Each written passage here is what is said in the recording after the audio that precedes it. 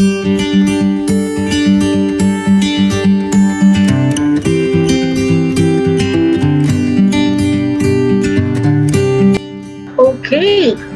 so good morning or good afternoon to everyone who is watching this video right now. Let me welcome you to week number 4 of the English 10. So let's have an activity first. Let's define the following words based on your own understanding. So first we have this COVID-19 vaccine. How do you define a COVID-19 vaccine? What do you think? Okay, some would say that it provides immunity against COVID-19. Okay, another, summer. What about summer? How do you define summer? So summer, we can say that summer is the hottest season of the year. Okay? Do you agree with that? So the third one is moving on. And I'm pretty sure you're excited with this grade 10 students. So what do you mean by moving on? So we can say that it's a ceremony for grade 10 computers. So what did we do? We also define ideas based on our own words. Okay? But before this lesson, we were able to discuss different types of definition. And today, at the end of the lesson, you are expected to give expanded definition of words. So what is expanded definition? So in this lesson, you will be informed about expanded definition of words, which is commonly used in formal papers or academic essays. So this lesson will also introduce you to the different techniques or approaches to making expanded or what we call extended definitions. What is expanded definition? Let us try to digest the concept. Expanded definition goes deeper than a simple dictionary definition, offering an expanded analysis and illustration of a concept that might be abstract, debatable, controversial, unfamiliar, or frequently misunderstood terms. So how do we expand the definitions? In giving an expanded definition, we can do this by distinguishing the characteristics of a certain word. We can also provide extra facts or information about it. We can give examples and saying what cannot be included to describe it. Let us start to read the paragraph. Observe how a definition is developed by taking note of the numbered statements. Let me begin with the first question for you to analyze. What is the term being defined? Okay, so obviously it is Mother Nature. Now let us continue. What is the synonym or other name given to Mother Nature? So observe how we are trying to expand now the definition of the word or the term Mother Nature. So after giving the term, we can give synonyms. And what are the synonyms given? Mother Earth or the Earth Mother. Okay? Next, under what category or general class does Mother Nature fall? And the answer is, it's a common personification of nature. Okay? Now, as we have already explained or discussed in the previous lessons, we do not end a definition with a general class. We need to give distinguishing characteristics. So what makes it different from all other common personifications of nature? And this is the answer. That focuses on the life-giving and nurturing aspects of nature by embodying it in the form of the mother. Now, what other descriptions were given about the term defined?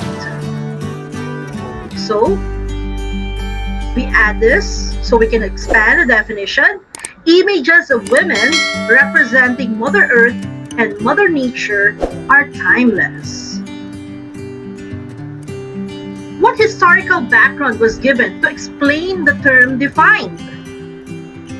So it says here, in prehistoric times, goddesses were worshipped for their association with fertility, fecundity, and agricultural bounty.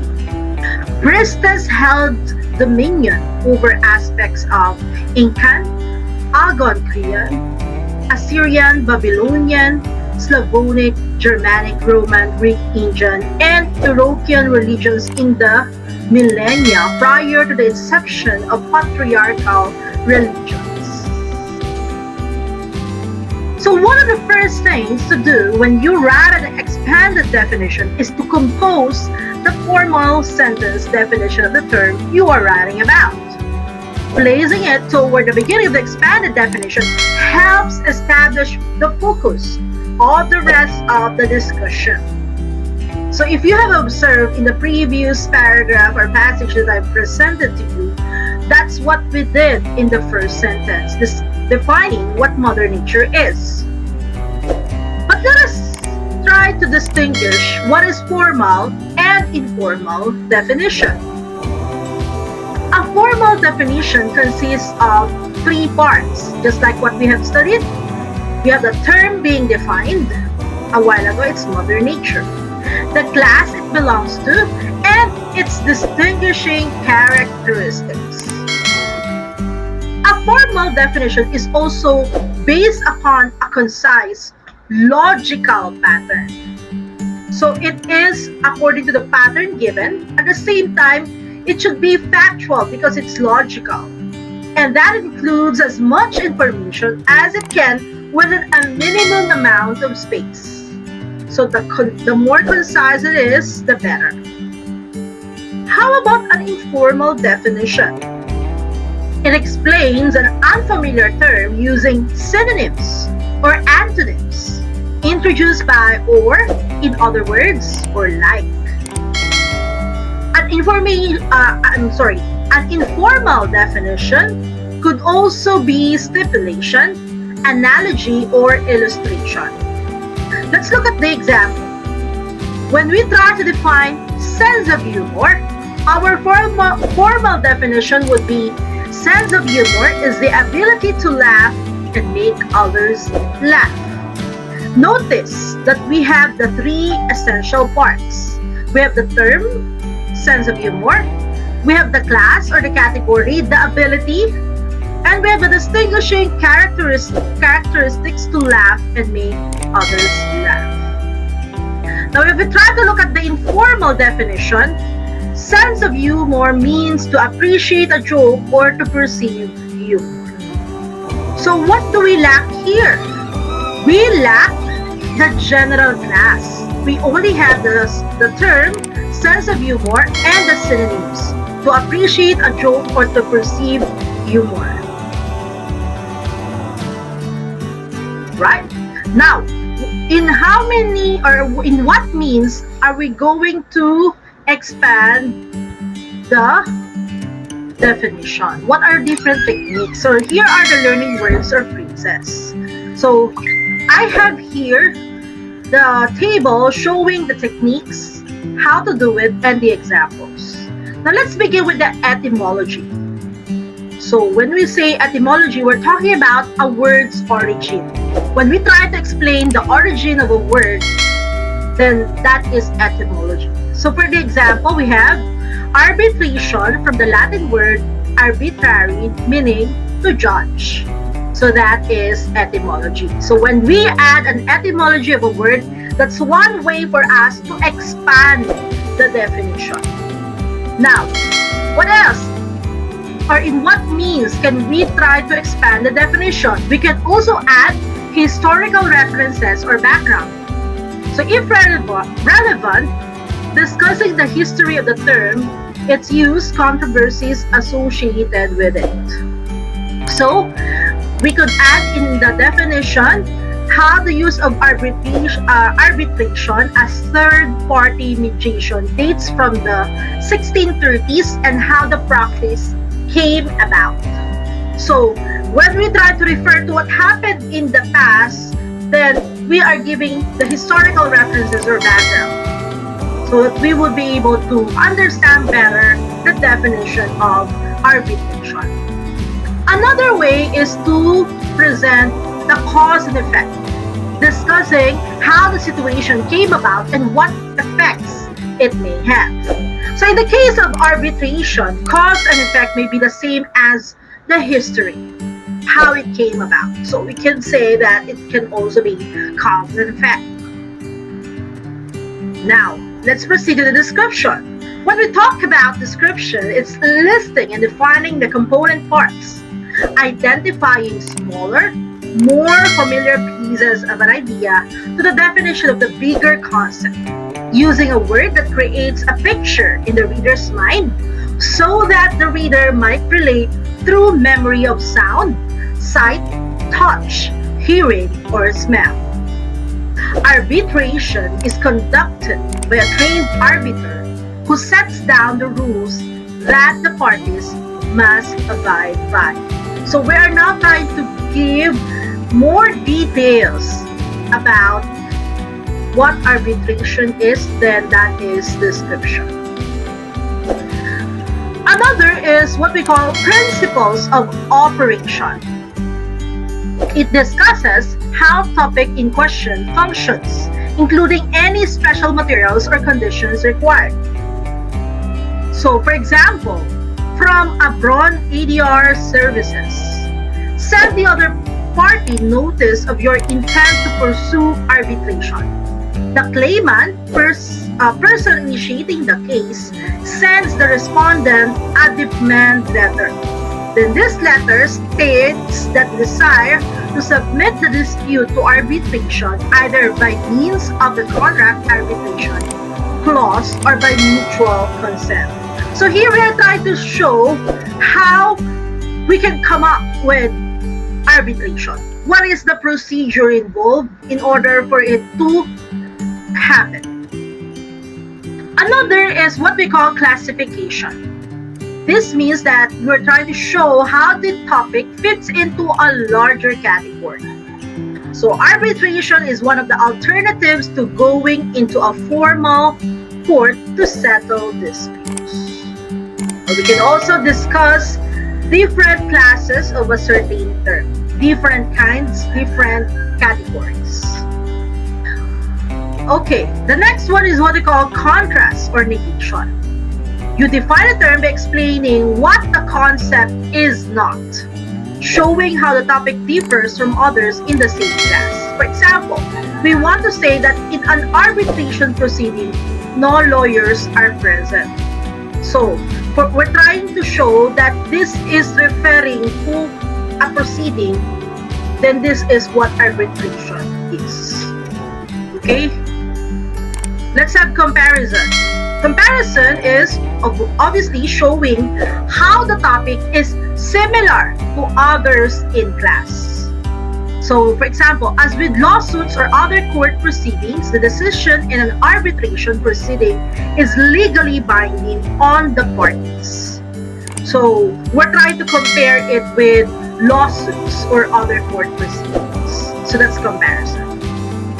What about analogy? When we say analogy, we're trying to explain by comparing two dissimilar.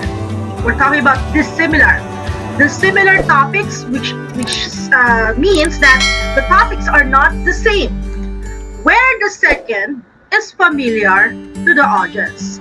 The reason why we are making an analogy because the second topic, which is not the same with what we are defining, is more familiar to the audience. So that's why we need to have an analogy. So look at the example. An arbiter is like a referee. So, referee is more familiar to most of us. So that's why, because these two are actually different. They are not the same. Arbiter and referee. Okay? But we're trying to make a comparison so we will be we could understand what the term means, because we know, or we are more familiar with the other topic that it is being compared with, which is the referee.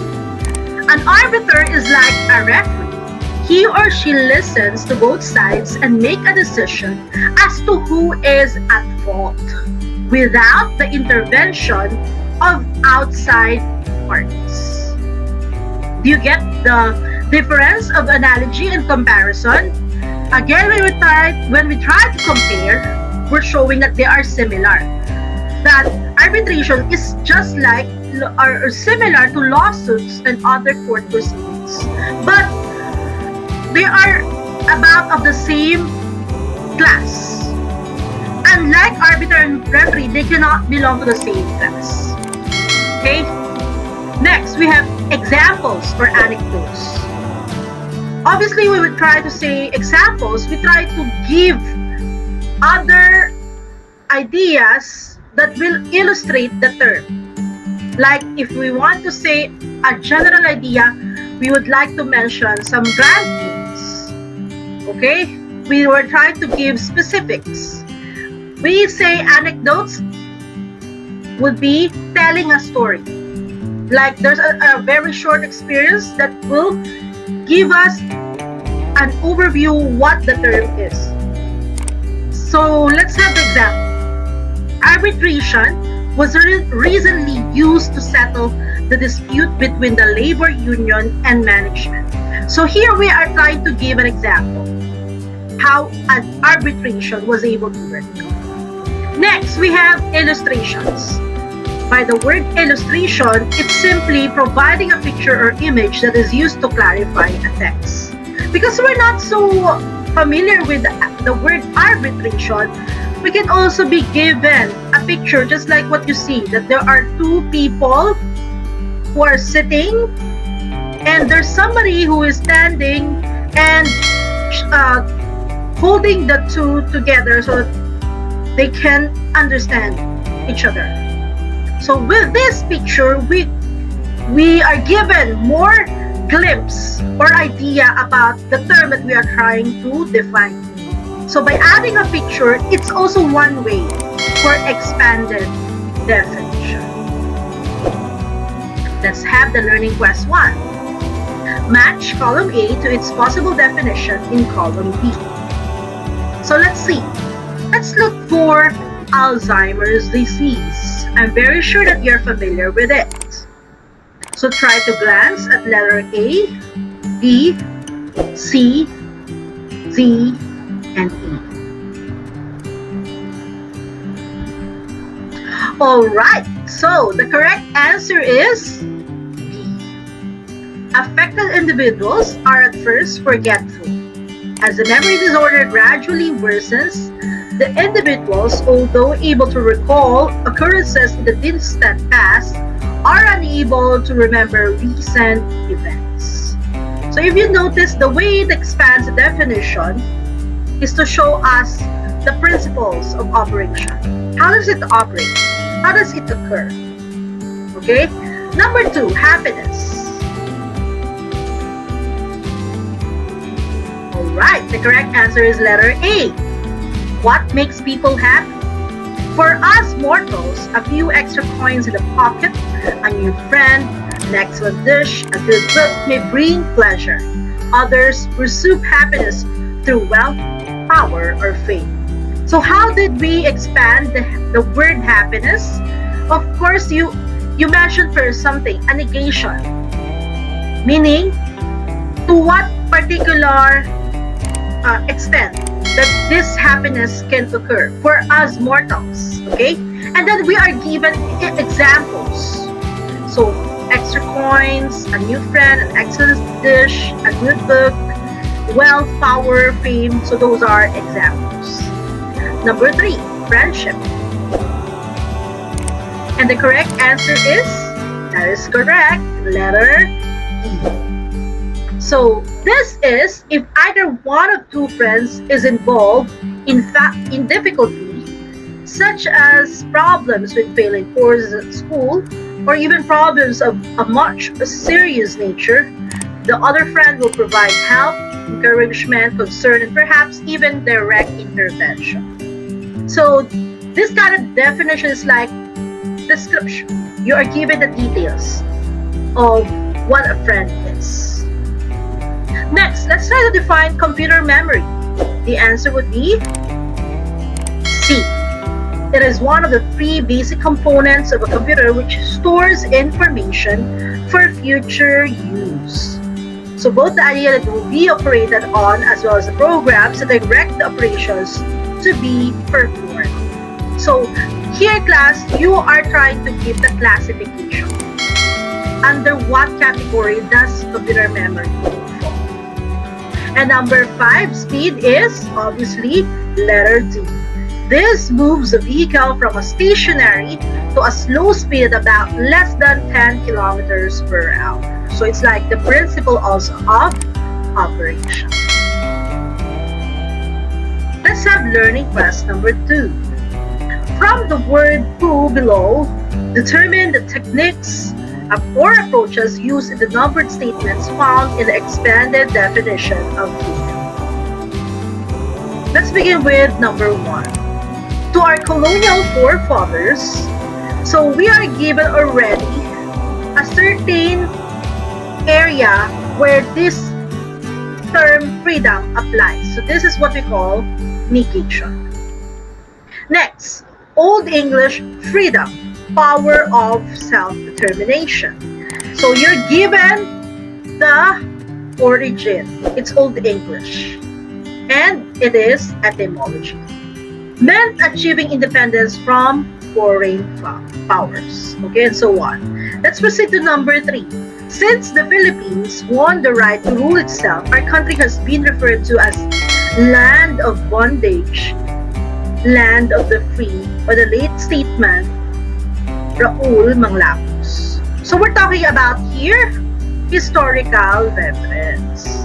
In number 4, it says here, true freedom means the ability to think, feel, say, or act however one chooses. So here you're becoming more detailed on giving the definition or meaning of freedom. So you are having examples. Okay? And those examples are ability to think, feel, say, or act. And number 5 is state where the bars of bondage do not exist. So this is actually description. Okay?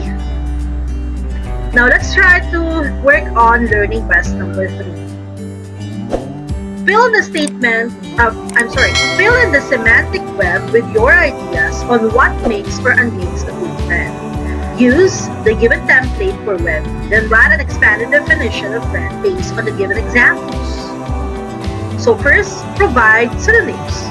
What are the other terms used for a friend?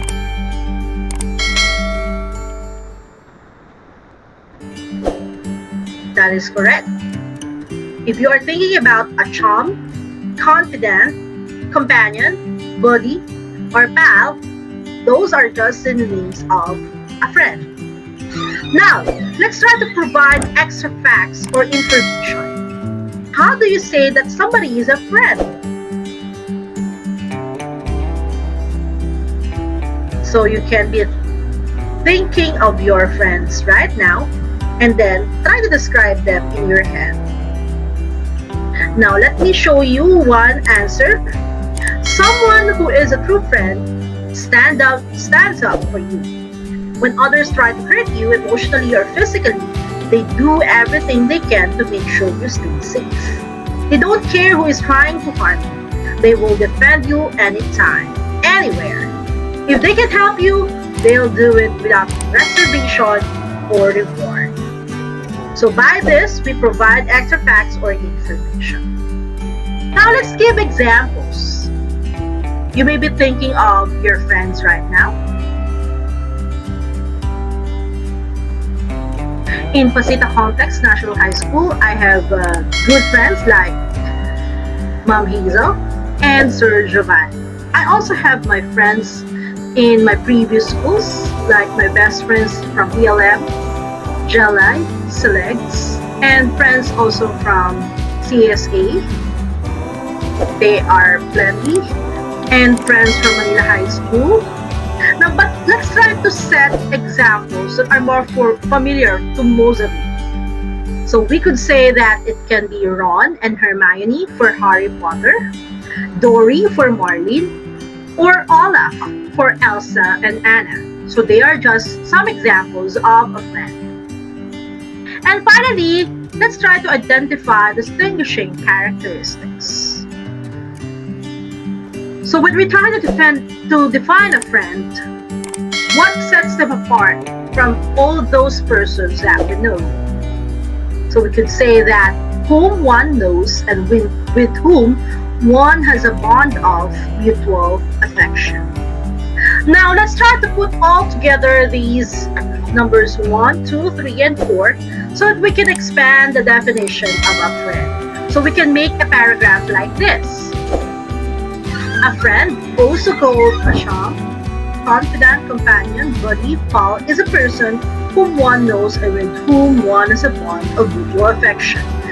So from that class, we already had the first sentence. And we got this from number 1. Remember the synonyms. Number 4, these are the distinguishing characteristics that sets a friend apart from other persons. Then we have number 2. So these are extra information or facts. And then we also have number 3. We give examples. Okay? So when we put them together, we do not just copy and paste everything. We can combine them by using transitions or conjunctions. Alright, so let me test if you have understood the lesson today. You'll be having an asynchronous task. There will be an individual activity wherein you can earn recitation points by answering this within the day of your English synchronous class. So for all STE sections, Einstein, Newton, and Rutherford, you should be able to finish this within the day of Monday. Whereas for Nazareth A, you need to, because your synchronous schedule of English is also Monday, you need to finish this also within the day. On the other hand, for Nazareth B, Bethlehem A, and Bethlehem B, you can finish answering this until Tuesday, because Tuesday is your synchronous schedule for English. So meaning to say, you will just have to finish viewing this video lesson and then afterwards answer the individual activity via Kahoot. Then afterwards, you can review everything that we have learned from MELC number 19 to 21 for the summative test. So you are given until Thursday only, June 24, 2021, to finish answering this test. So review technical terms used in research, technical and operational definition, and expanded definition. So for the Kahoot activity, you're going to click the link that will be posted in the chat box. So I'll be sending the link in our section group chat for you to be able to answer the Kahoot activity. So it should be within the English synchronous day only. You have to enter your first and last name as player name for you to be identified, for me to record your points as resolution points. After answering this individual activity, you may continue working with your group mates for the manuscript or the document form of your research due on Friday, June 25, 2021. And make sure you have already submitted the research proposal in PowerPoint or Google Slide format that I have already told you to answer last week. Now, if you have any questions, please feel free to contact me via Messenger or through our group chat. This is Mrs. Riza Jane R. Napawit saying thank you so much and have a nice day. Bye, class!